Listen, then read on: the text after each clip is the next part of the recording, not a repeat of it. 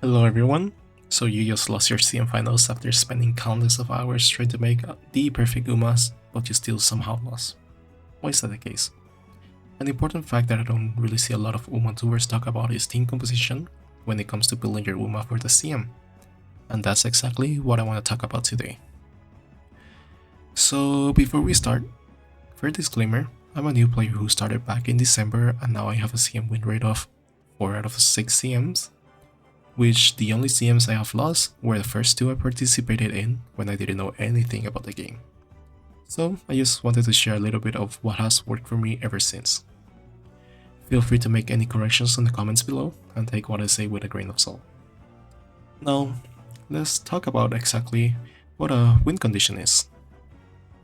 This is basically just what situation do I need my Uma to be in so it can win. Will I be taking first and hitting angling scheming to accelerate and just win with the help of some extra late race acceleration, velocity skills? Or will it be gambling and no stopping me activation and hopefully win the race? Both of them are win conditions, but one might be more consistent, and that's up to you and your playstyle on how you want to play the game. I like consistency, so I always try to find ways to reduce the RNG as much as I can. Now, how do I identify what my win condition is? Usually, in a CM, the most important part of your win condition is an acceleration skill, such as the ones shown in the screen as Angling Scheming, Spurt, MPB, Victory Cheer, Head On, No Stop Moving, and many more. But every CM uses different racetrack, so win condition in every CM vary depending on the racetrack, right? So for example, let's take these Kyoto 1600 meters. We enter the late race in the middle of the final corner, which means that a perfect acceleration skill or win condition will be a corner acceleration skill such as the Saiyan Sky's Angling Scheming or Megito Ryan's Let's Pump Some Iron. While if we look at another racetrack such as the Hanshin 3200 meter, we enter the late race on a straight. So something like Straightaway Spurt or Encroaching Shadow will work better. After we identify our win condition, we can go ahead and then think about team composition. An easy way to start by is identify who do you want to use as your ace, or it could even be who do I want to use for my Oshi, right?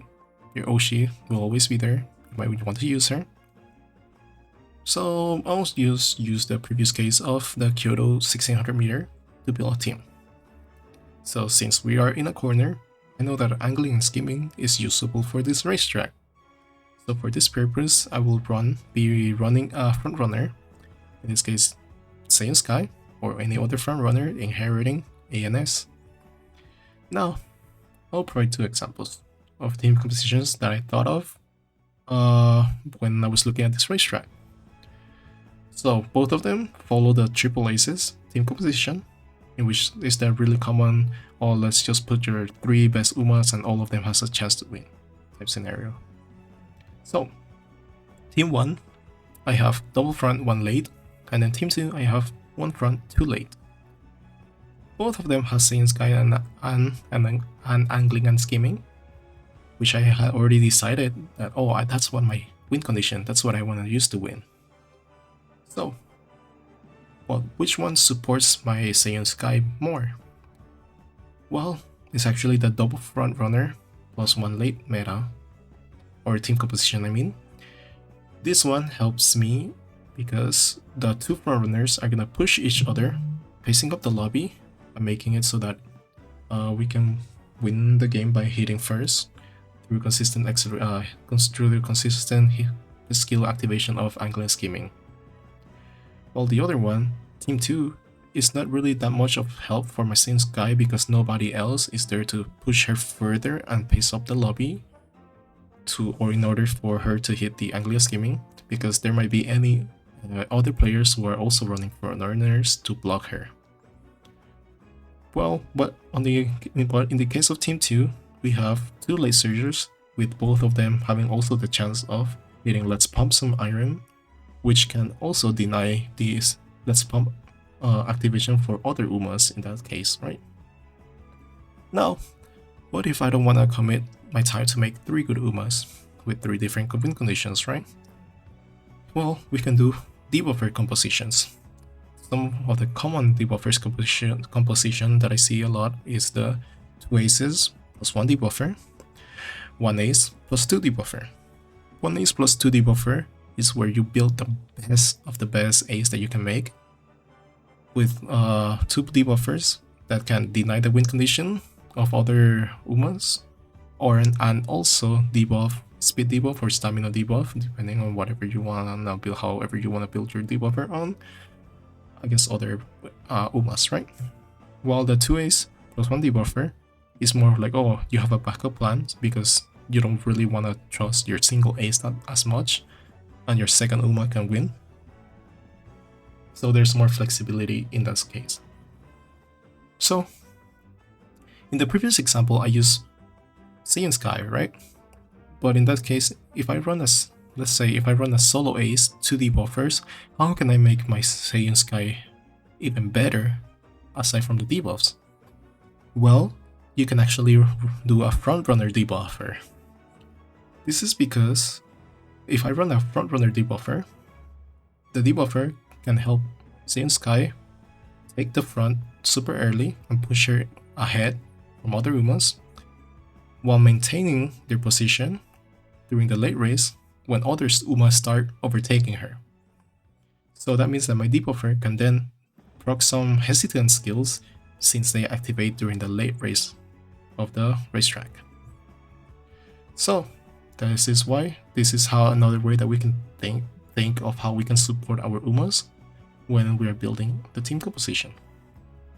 Another interesting subteam that arises from this kind of team building is the chariot composition.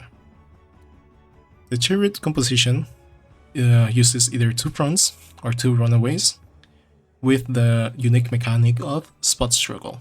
What spot struggle does is actually increases the stamina consumption of your Uma by around 1.4 times. I'm pretty sure, correct me in the comments if I'm wrong. While also speeding them, giving them velocity so that they can go push each other to take first place. And that's how 2 fronts and 2 runaways can speed up the lobby so much that the backliners cannot catch up to them. And then the main point is that your third Uma, in this case, has to benefit from this pace, meaning that if you're also running end closer, it will be kind of difficult for them to also catch up to the pace. And remember, your front runners, they don't exactly have to win, and because of the mechanic that spot struggle increases your stamina consumption, your stamina stat will need to be higher, and you have the chance also, if you don't build them with high stamina, your Uma could die mid-race. Now, some takeaways that I have for you is that team composition is not end all be all. It's creative, there's a lot of things that you can do. Stats, aptitude, and skills still matter a lot. You cannot remove RNG, right? But you can decide what RNG you are willing to accept, so you have to build your team composition around it. And finally, if you're blocked, you're blocked. There's not a thing you can do, right? Remember, at the end of the day, Umamusume is just an RNG game.